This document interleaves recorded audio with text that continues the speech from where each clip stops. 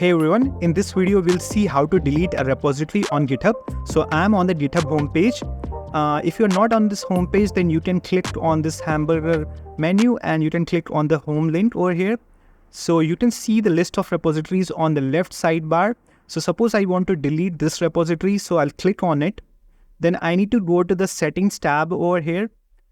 Then under the general settings, I need to go to the bottom and we'll see this danger zone section. So there are two options available. One is to archive the repository. If you just want to make it read only, then the other option is to delete this repository, which we want to do it now. Okay, so I'll click on this button.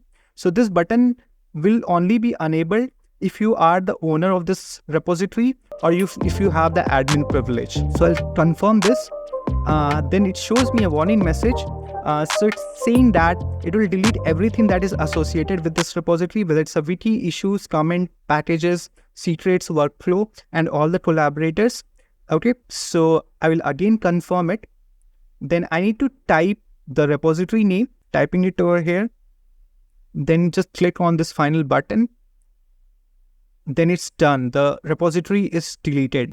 Okay, so if I go to the home again, then you can see that repository just got deleted. Okay, so there's an option to restore this repository within last 90 days. The only condition is that repository shouldn't be a fork repository. Okay, the way we do it is you need to click on your profile and you need to go to the settings over here.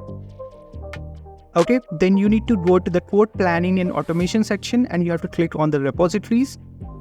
Then you have to click on this deleted repositories. Okay, so it will take around an hour for the deleted repository to appear over here, and there will be a button over here to restore it, and that way you can restore the deleted repository.